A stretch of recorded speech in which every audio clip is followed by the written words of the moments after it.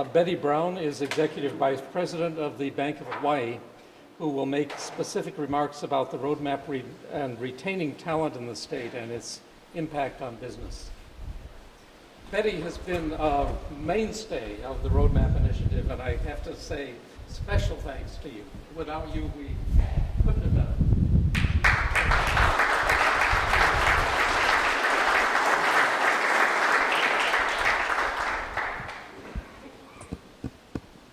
Thank you very much, Dr. Blair-Roman. Governor Abercrombie, distinguished guests, thank you very much for having me here today.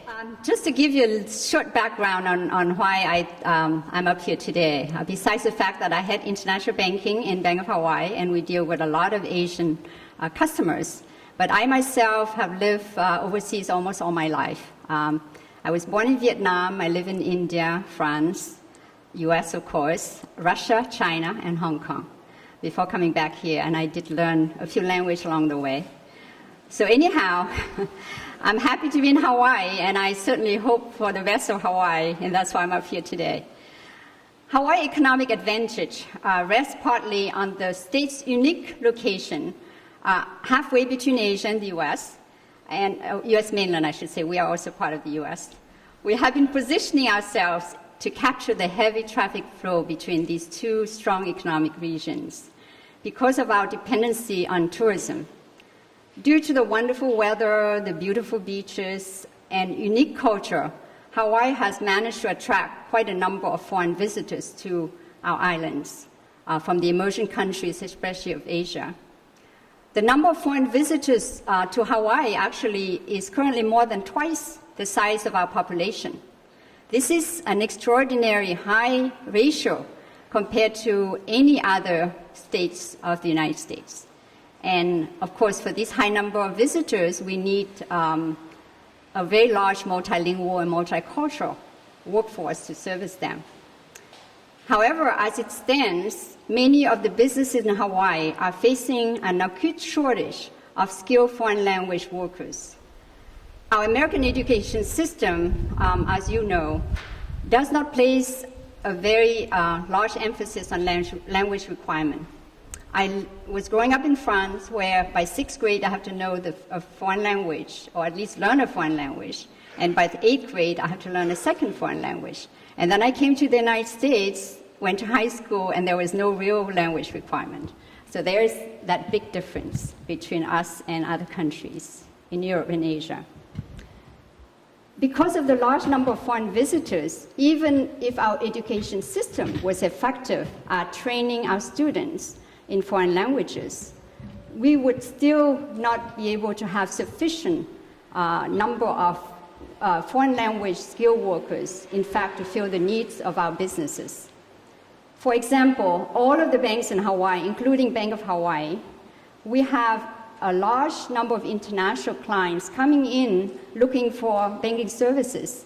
And of course, they don't speak English and they need interpretation, and we don't have enough staff to service them. So my division has become the effective translator of the bank, even though that was not supposed to be what we are supposed to do. The hospitality industry in Hawaii actually could use more language skilled employees, and the merchants in Hawaii could make more sales if their clerks would be able to communicate better with the international shoppers. The irony is that there is a belief that because we have such a diverse population with many immigrants coming from Asia, that there should be no shortage of language skills in Hawaii. The problem, as many of us know, is that often the immigrants are keener for themselves and for their children to be absorbed into the American culture, and therefore they place a larger emphasis on learning English than to keep their native language alive. I am actually president of the Chinese Chamber of Commerce of Hawaii, and I can tell you at least 1/3 of our members do not speak any Chinese, and most of those who do speak Chinese speak Cantonese, not Mandarin Chinese, which is the principal dialect that the Chinese visitors who come to Hawaii speak. So we are not well equipped there either. I'm also on the board of the Japan-America Society and the Japan Chamber of Commerce, and many of our members do not speak Japanese, especially the younger generation. because many of them are second, third, fourth generation Japanese. The problem we have to face now is to fill the gaps between what the Hawaii's existing workforce can offer and the demand from the businesses for language skills.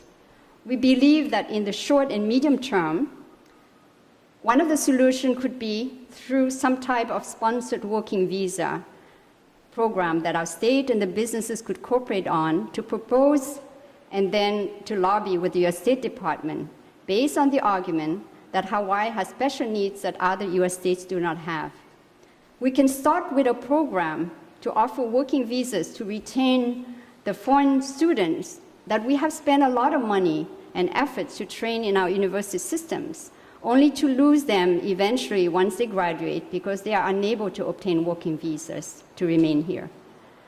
A second program that we could consider also would be a special working visa to acquire very specific skilled workers from targeted Asian countries. I'm not talking about everybody, but just certain countries and certain type of workers. It was 33 years ago, actually, that I used to work as an assistant consular officer in the US Embassy in Moscow. I helped to process visa for Russian visitors to the United States.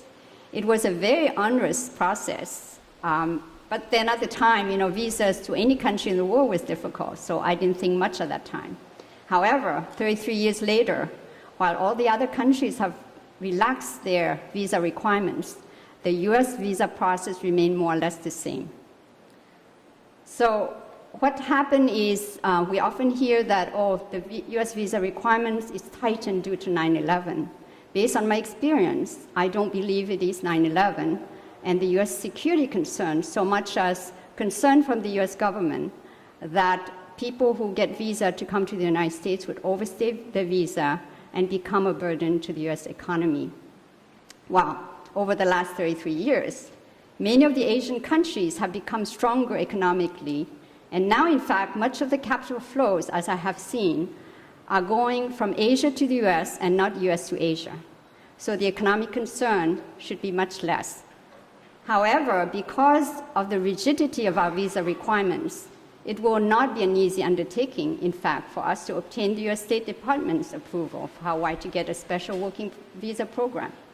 The only way that we have a chance to succeed is for the state and for the businesses and other organizations to work on this program together, to craft out strong arguments that what we are proposing would be in the best interest of the state and therefore of the country. It is not a program that either the state or the businesses could accomplish alone, but rather this needs to be a concerted effort by all parties to make a strong case in order for us to get the desired results. I would like to think that Hawaii has a capacity to remain competitive in attracting foreign visitors and for us to service them. Long ago, I used to come through Hawaii as a tourist on my way to and from Asia on my home leave in the US. And in the beginning, I thought of Hawaii as having the best of both worlds, meaning it's an exotic place, it has a strong Asian flavor, but yet it has all the comfort of the United States, safe food, clean air, and so on. There, at the time, there was a lot of Japanese language spoken in Hawaii. Almost all the hotels carry Japanese signage. And most hotel workers and restaurant workers and so on, and shopkeepers can speak Japanese. However, as the years went by, Hawaii did not really change much, and we offer few other languages besides Japanese. And even the Japanese, I feel somewhat that it has become less and less prominent here. During those same years, the emerging countries in Asia have developed their own resort destination to compete with Hawaii. Perhaps their weather and their beaches may not be as wonderful as Hawaii, but they compensate for those with excellent comfort and services. The Asian resorts have gone out of their way to either hire or train their workers in multilingual and multicultural background to attract international visitors. The Asian airlines are staffed with multilingual flight crews, many hire from countries that they fly to, making passengers feel completely at ease and certainly secure in the knowledge that if there's an emergency, they would be able to communicate with the crew. For some of the large employers in Hawaii, the lack of language skilled staff has already hurt their businesses. I heard from managers and staff of DFS that they lose attractive sales because they have a shortage of employees who can speak Chinese or Korean to staff the higher value duty-free areas. Hawaiian Airlines, and I know Sunshine's topping the HR manager of Hawaiian Airlines here today, they have difficulty recruiting sufficient number of employees with language skills to effectively service their foreign passengers.